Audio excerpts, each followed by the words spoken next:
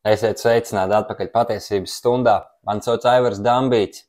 Šodien apskatīsim Latvijas Twitteri, paskatīsimies, par ko cilvēki domā mūsdienās. Es varu derēt jau tagad, kad viņi domā par mazsvarīgām lietām. Viņi domā par to, kā iedzert brīvdienās, kā izpist varbūt kādu sievieti un kā iztērēt savu naudu uz nevajadzīgām lietām. Tas ir viss, par ko viņi domā. Viņi domā, es iešu uz augstskolu, es tur izmācīšos, bet realitātē viņi pat nemācās. Viņi iet tur vienkārši, lai atpūstos. Tā ir mana domāšana. Un es uzskatu, ka mūsdienu izglītība ir radīta tikai priekš tā, lai veidotu darbiniekus. Jūs neiemācīsieties, kā nopelnīt priekš Lamborghini, kā nopirkt māju citā valstī. Jūs pat nezināt procedūru, kā to izdarīt Latvijā, kur vēl runājat par citu valsti. Tā kā tās ir pilnīgākās muļķības.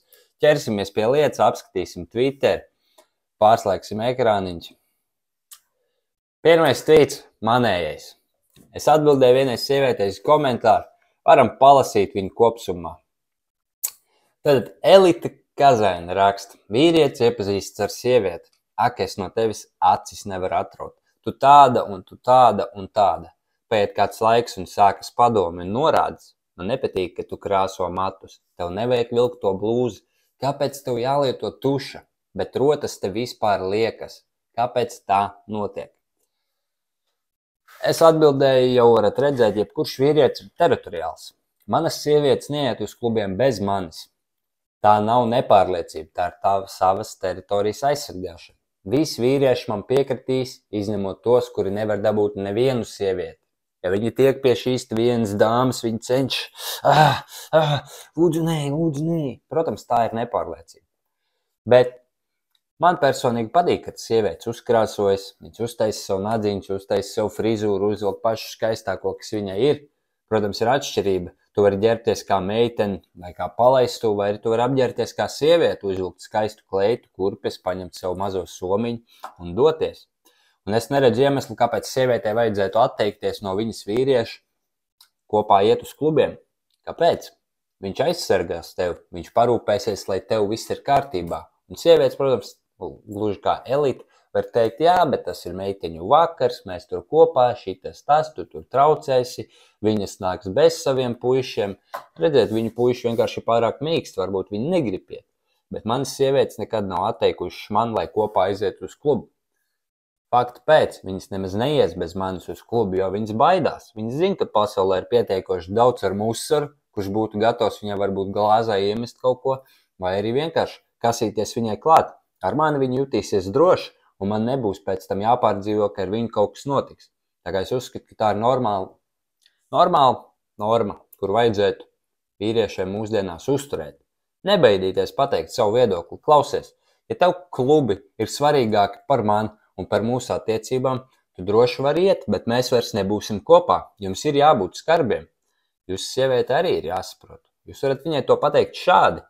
Klausies, es domāju, ka tu esi nopietna meitene un ka tu gribi nopietnas attiecības ar mani, bet man izskatās, ka tu gribi vienkārši iet pa klubiem, dzert un atpūsties. Un es uzskatu, ka šāda atcietības mums nesanāks nekādā gadījumā. Ja tu negribi iet uz klubu ar mani, tad arī mēs nebūsim kopā. Un ir tāds mans viedoklis par to, kā jūs varētu to paskaidrot savai dāmai. Protams, ja viņas saka, es tāpat iešu, nu lai tad viņi iet. Jūs vienkārši šķirties un viss. Netērēt laiku uz sievietēm, kuras nevarēs pat respektēt jūs. Ja jūs dosiet sievietēm visu, aizsardzību, naudu, visu, ko viņi vēlās, prieku, laimi, emocijas, bet viņa tā pašā laikā nevarēs pat ar jūsiem aiziet uz klubu, jo viņas iet uz klubiem tikai pēc uzmanības. Nu, acīm redzot, ja viņai nepietiek ar jūsu uzmanību, viņa vēlās citu vīriešu uzmanību, tad varbūt tā nemaz nav jūsu sieviete. Un aizmirstiet vienu lietu. Viņas nav īpaši. Jūs varat teikt, jā, bet viņa ir īpaša meitene, šitas un tas. Nē, tā nav.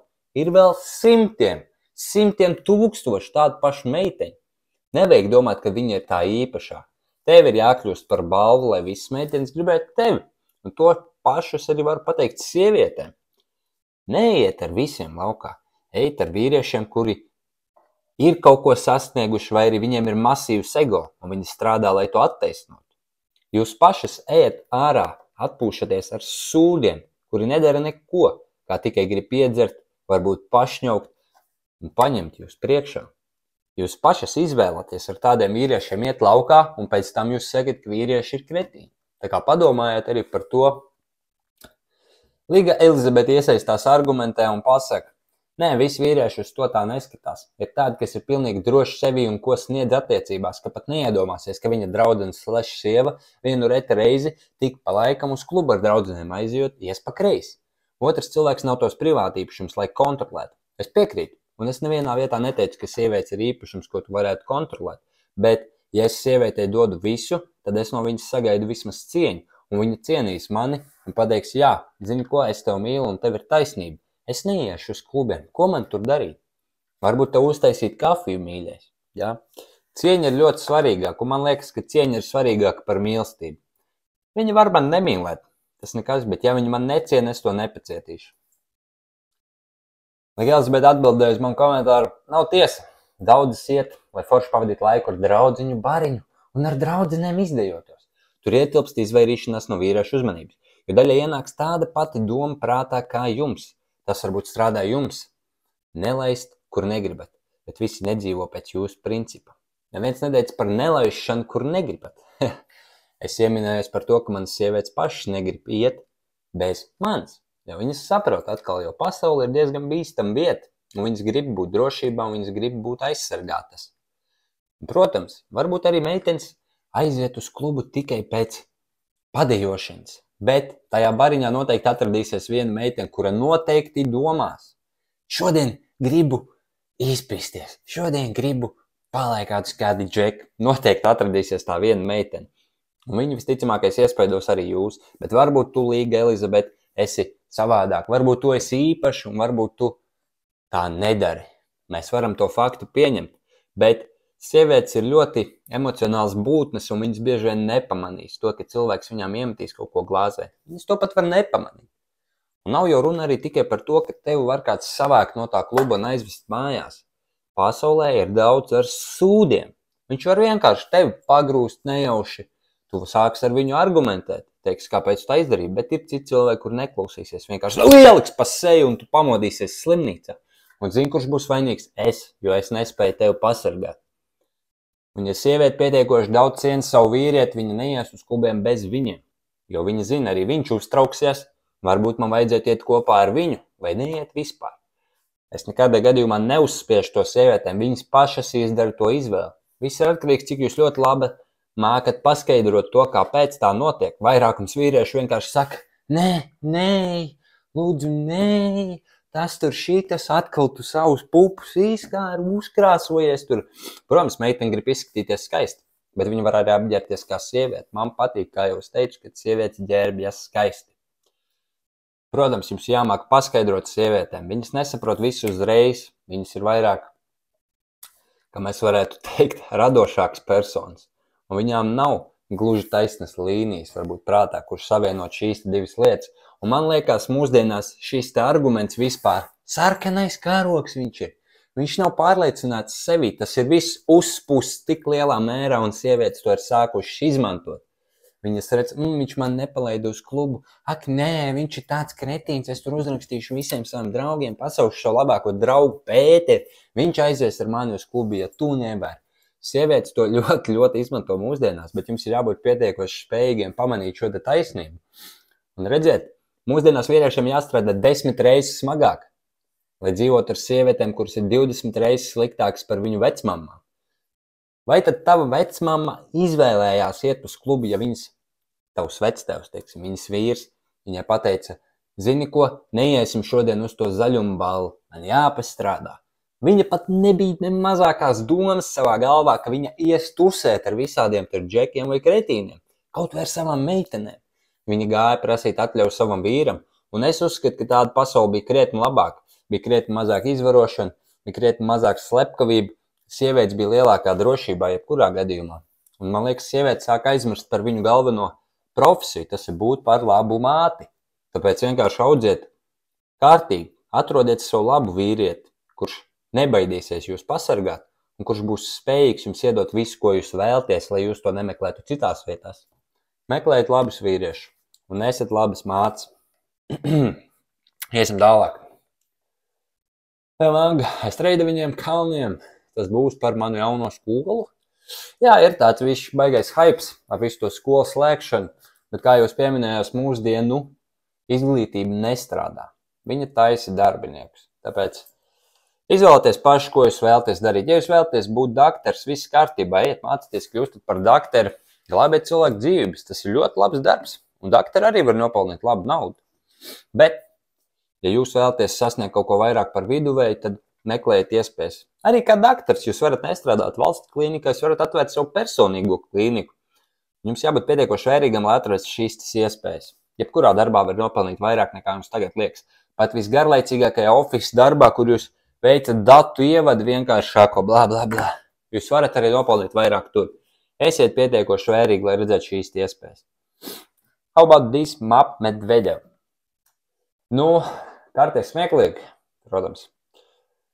Republika of Necija, Perma Republika, Republika of Free Bashkiria, State of Black Earth, Ukraine, New State of Moscow, Republic of Novgorod, Free City of Petrograd. Es jums varu paskaidrot, kāpēc šis nestrādās. Ja jūs zinat vēsturi, vismaz nedod, jūs noteikti zināsiet to, ka Pirmā pasaules kara laikā un pirms Pirmā pasaules kara Eiropa ļoti masīvi un ļoti ātri iekaroja visu Āfriku. Viņi vienkārši sadalīja Āfriku pa reģioniem, tā kā viņiem bija ērtāk. Viņi iegāja Āfrikā, iznīcināja miljoniem cilvēku, aizsūtīja daudz uz Ameriku strādāt verdzībā, par ko ieguva jaunas garšvielas, ieročus un tā tālāk. Un kad viņi saprata to, ka Āfrika ir jāsadala godīgi, viņi apsēdās pie viena liela galda, izņēma milzīgu Āfrikas karti un veselu mēnesi dalīja valstis, robežu, tā kā viņiem likās ērti un nepieciešami. Uz to tikšanos netika uzlūgts neviens, pilnībā neviens no Āfrikas līderiem. Pilnībā neviens. Viņi savā starpā paši izvēlējās sadalīt Āfriku. Un viss notika tā. Viņi neskatījās uz geogrāfisko izkārtojumu, viņi neskatījās uz cilšu izkārtojumu. Viņam bija vienalga. Ja, piemēram, cilts dzīvoja šādā aplokā un viņi nogrieza līniju pa pusēm un uzlika tur žogu, šī cilts tika sašķelta. Tāpēc mūsdienās Āfrikās ir ļoti daudz konfliktu. Ļoti daudz. Jo šīs te ciltis, viņi saprot, es agrāk dzīvoju tajā pusē, un tajā pusē ir nedaudz labāka izglītība. Mani senči tur dzīvoja, es gribu apvienoties ar viņiem. Un otra puse saka, es ar tevi negribu apvienoties. Man ir labāk nekā tev. Un man vienalga par ciltīm. Redziet, kā notiek. Tur ir jūra ar konfliktiem. Tikai tāpēc, ka Eiropa izvēlējās Āfriku sadalīt, neskatoties uz ne uz ko. Un tieši tas pats, man liekas, arī notiktu Krievijā. Ja cilvēki tiks sadalīti, viņi noteikti mēģinās apvienoties. Bet latviešu cilvēki to neredz. Latviešu cilvēki paši tiek sadalīti vairākās nometnēs, bet viss kārtībā. Nekāda sadalījuma nav, nekādas sašķelšanas nav, viss ir kārtībā. Tas viss ir uzpūsts. Mūs necenšas neviens sadalīt. Tas ir smieklīgi, jo tā ir taisnība.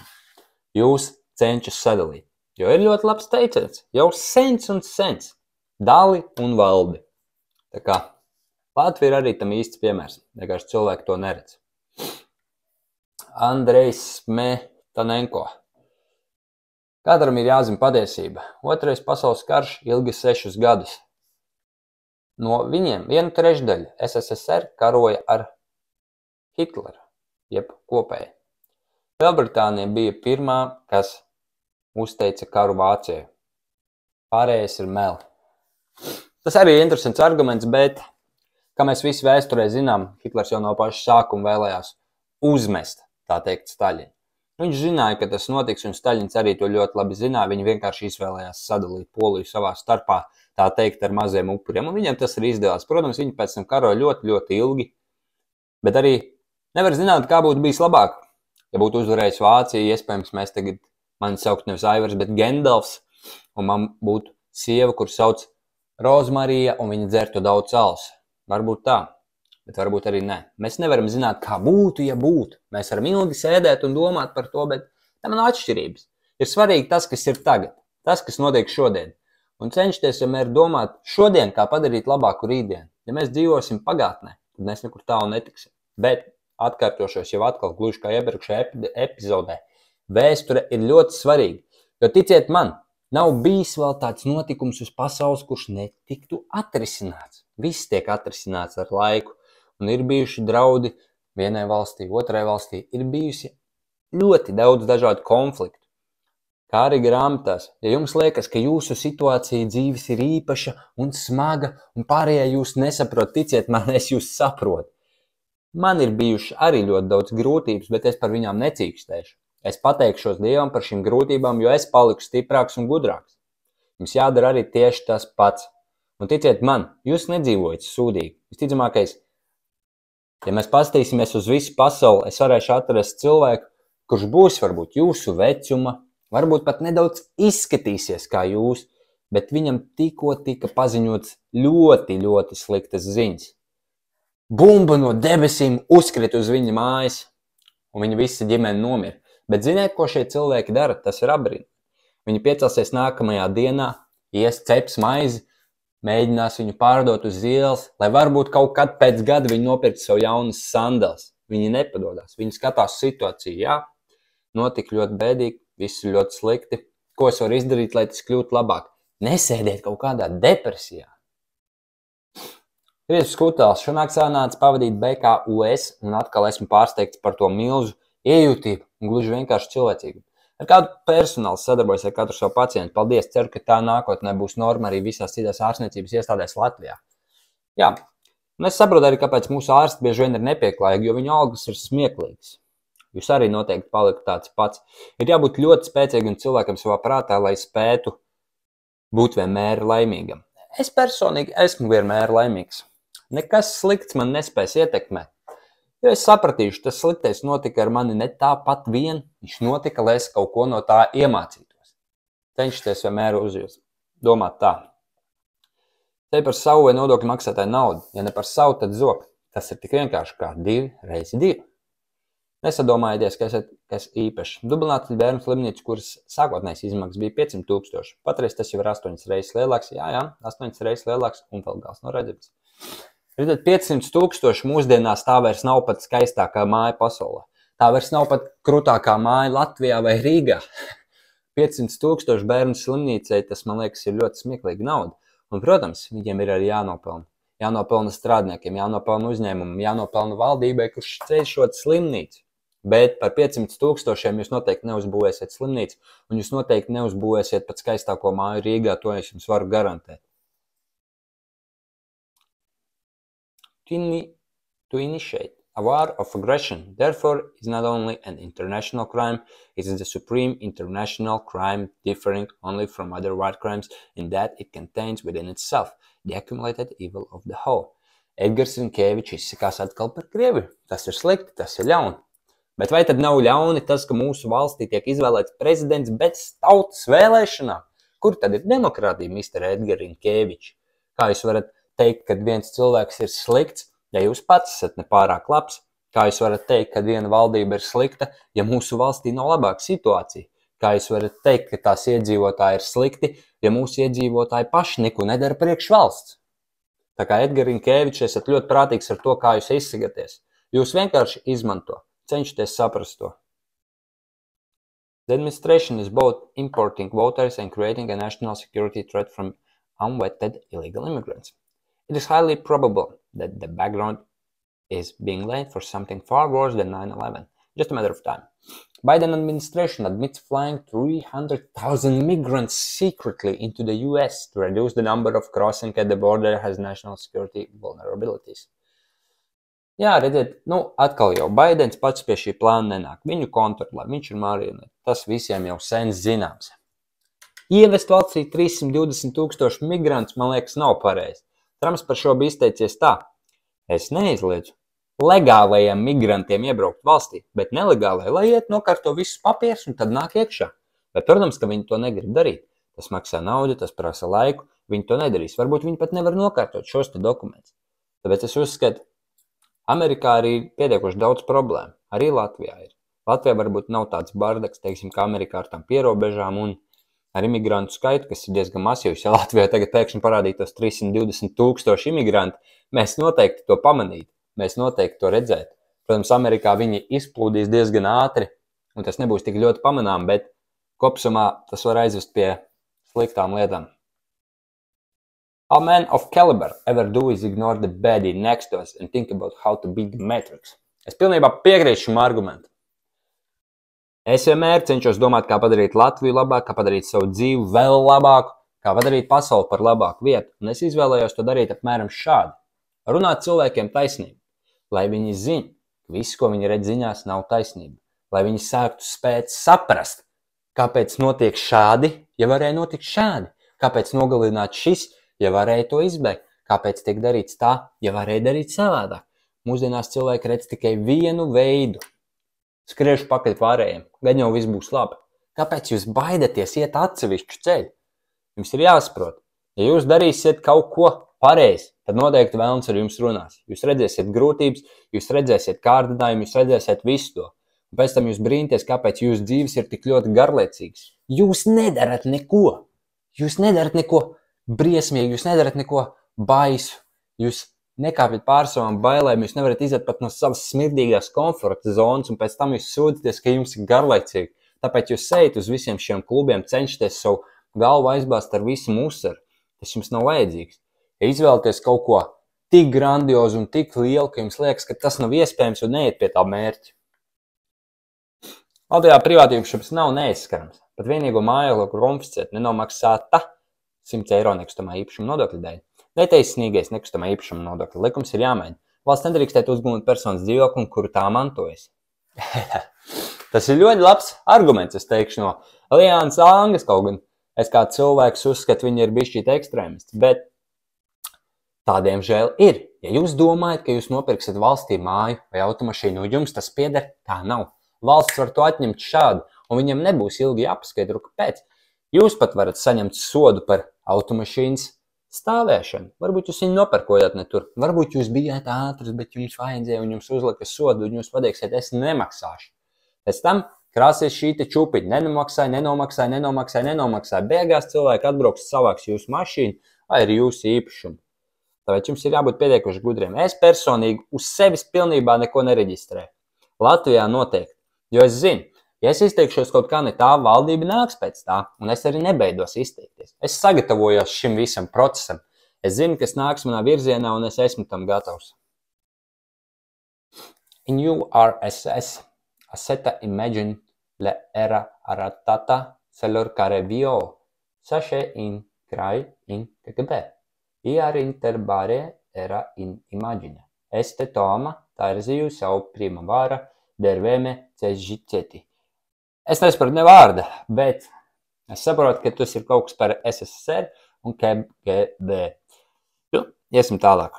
Internetā uzgāja 35. gadā izdot Latvijas dzelzceļu karti. Šāds dzelzceļa tīkls ir pieejams 15 gadus pēc kara darbības beigām.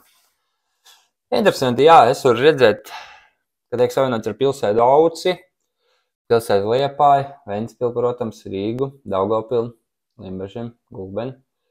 Karte ir ļoti interesanta un ļoti taisna. Kā arī es zinu faktu, pēc, kad Krievija bija Otrā pasaules kara laikā un arī Augstā kara laikā, viņi būvēja milzīgu dzelzceļu, kurš savienot galvaspilsētu ar tās valsts ziemeļiem. Protams, viņi nepabeidza šo projektu, bet tajā vietā strādāja ierēģi, kuri tika apcietināti. Pārsvarā tie bija valsts amatpersonas, policisti, čekisti un daudz citu cilvēku. Viņi tika ieslodzīti un verdzināti. Tieši to pašu darīja arī Vācija un daudzas citas valstis. Anglija ir viena no lielākajām iekarotājām Eiropā. Tik daudz kolonijas, kā Anglija, es šaubos, ja kādai citai valstī ir. Protams, ir arī Spānija, kur arī ļoti mīlēja iekarot. Tā kā mūsu Eiropa nav nemaz tik nevainīga. Viņi ir izlējuši ļoti daudz asins. Ja jums liekas, ka tā nav, palasiet vēsturi. To be pro MAGA is to be pro Russia. Not in Russia, but at home. Es pateiktu viedokli par dažiem cilvēkiem. Ilons, inteliģents un varonis. Trumps, arī varonis. Tucker Carlsons, cilvēks ar lielām olēm, kurš nebeidās cilvēkiem izklāstīt taisnību. Viveks, inteliģents cilvēks, kurš zina, kā notiek īstenībā un cenšas cilvēkiem uz to atvērt acis. Iesim tālāk. Myron says that this girl wearing makeup is a lie. Nestatīsimies. Pat tāds mērglis kā Staļins varēja izdarīt kaut ko labi šajā dienā. Pirms 71 gada viņš nosprāga guļot Mīzela peļķiem. Gaidām arī Sputinu laba darbiņu. Māris Mičerevskis, acīm redzot, ir nepārliecināts sevi vīrietis, kurš nav bijis spējīgs sasniegt kaut ko, ko cilvēki varētu apbrīnot vai par ko cilvēki varētu runāt. Par 71 gadu nomira Staļins, bet Māris runā par viņu.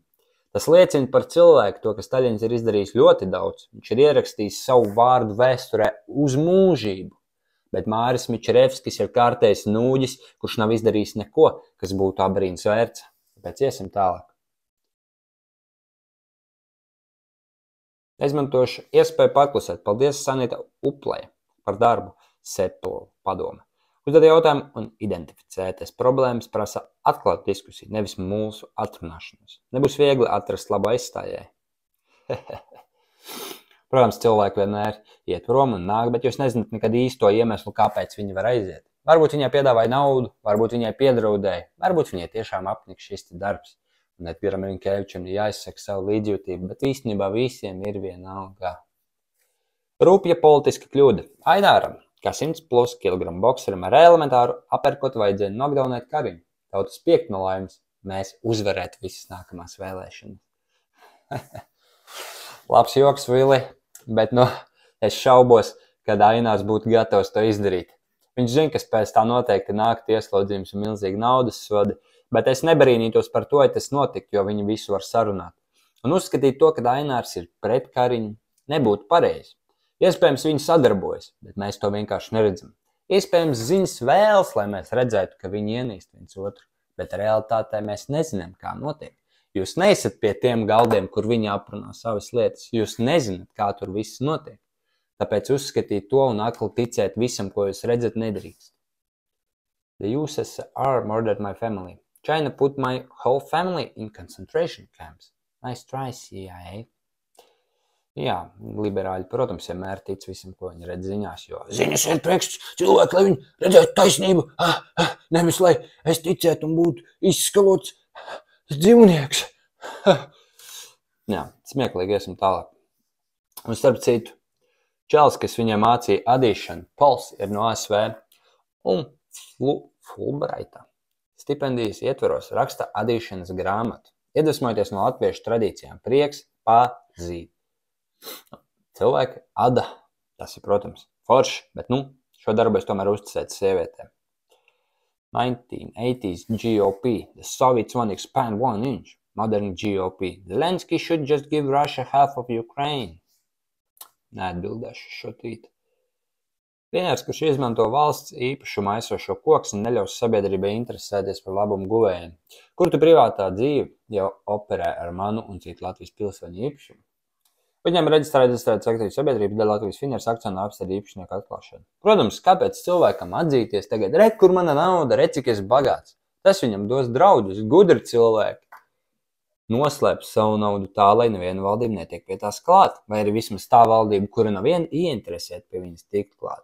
Gudri cilvēki, protams, to neizklāstīs, bet es savukārt atkal nepiekrītu pie tā.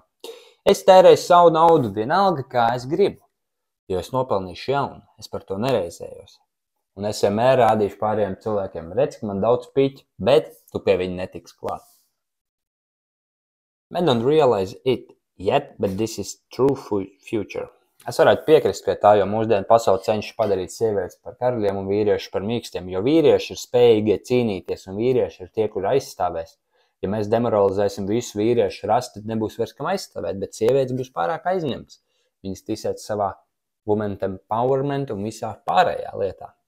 Šo darbu ļoti izdarīja gudri pašvaldības un valdības, kuras cenšas sievietes pārliecināt, ka vīrieši ir otrkārtīgi un viņi ir mīksti. Bet tā īstenībā nav.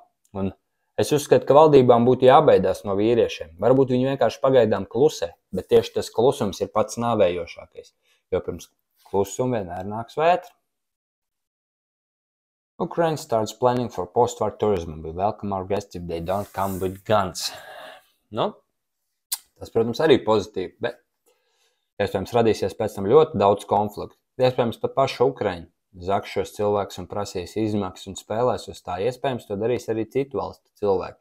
Jābūt ļoti uzmanīgam liet tādās vietās uzreiz un likt YouTube video par to, cik šeit ir skaisti. Protams, es nešaubos, tur ir skaisti, bet jums jābūt vērīgiem un spējīgiem saprast visus riskus un visas bīstamības. Tāpēc es jums neieteiktu uzreiz skriet uz turieni. Noteikti atradīsies cilvēks, kurš mēģinās uz tā nopelnīt sev kaut kādu naudu.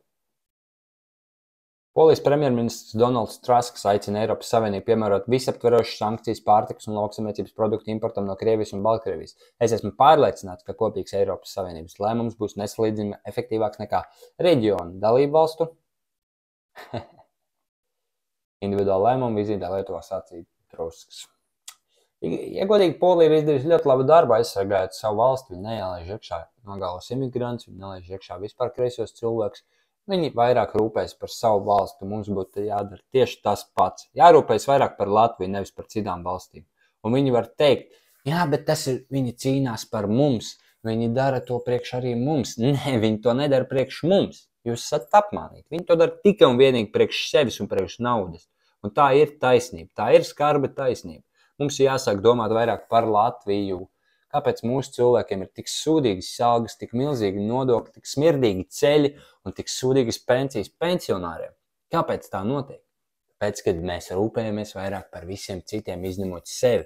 Un Latvijā cilvēki ir palikuši ļoti slinki, viņi vairs negrib darīt neko.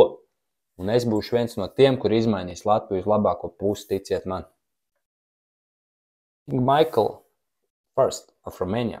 He was the king of Romania until his first abdication by the newly established communist regime in 1947. Ļoti interesanti. Redziet, cik jauns cilvēks.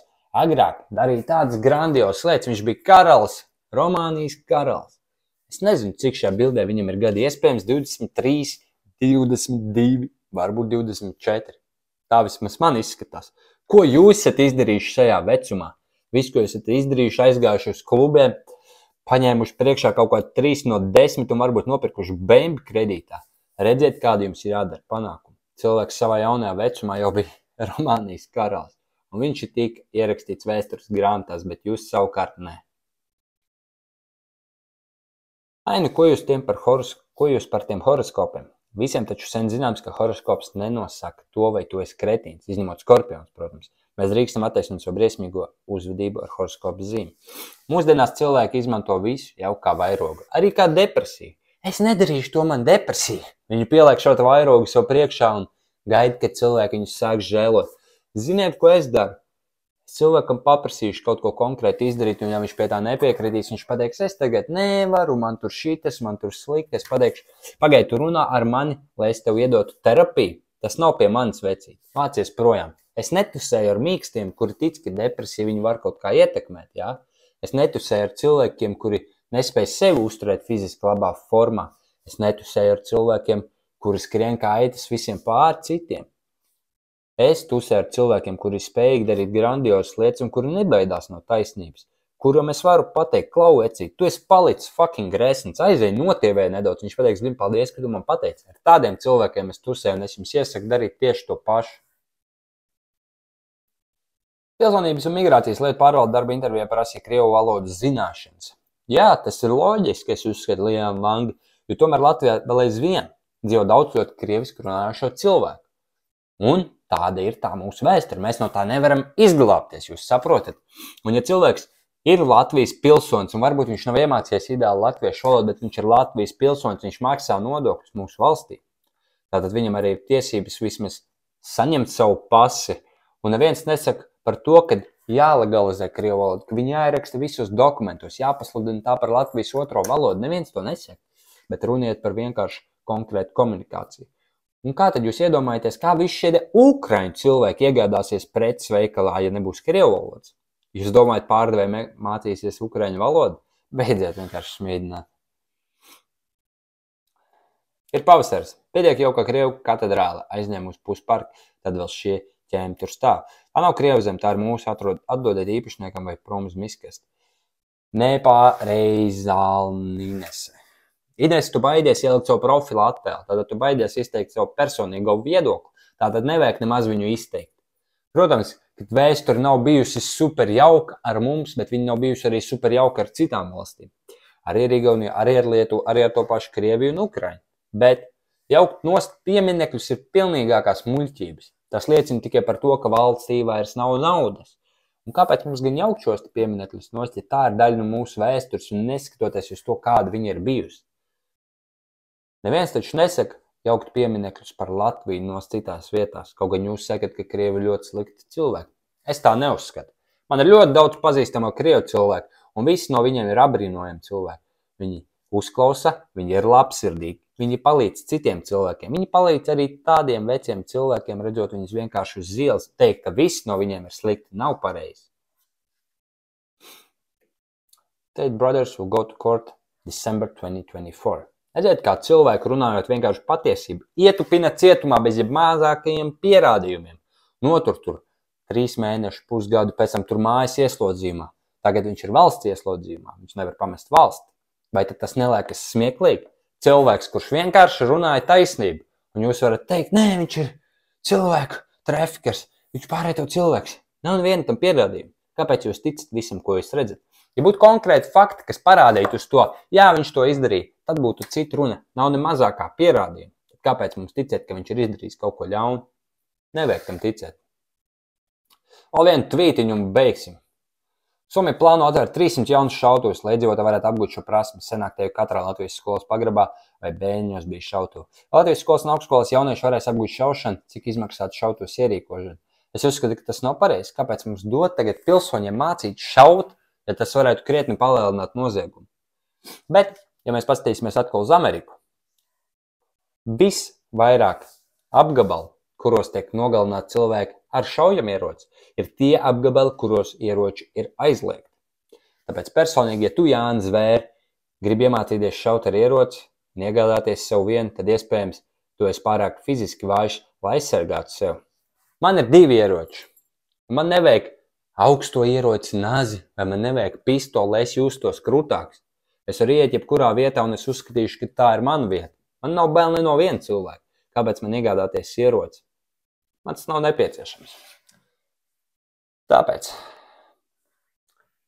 vēlējos jums pateikt, neesiet mīksti, esiet skarbāki pret sevi un esiet skarbāki pret to, kas notiek ar jums. Jūs jūtaties slikti, tā ir jūsu vaina. Jūs samirkāt no lietus, tā ir jūsu vaina. Jūs neesat vēl nopelnījis labai dzīvei, ziniet ko, tā ir jūsu vaina.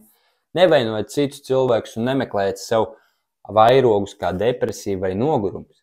Nav tādas saprašanas, es esmu noguris. Es vai nu strādāju, vai nu es guļu. Tas ir viss. Es neticu nekādā darba atpūsties balans. Tāda lieta nepastāv. Tu vai nu strādā, vai nu tu nestrādā. Viss.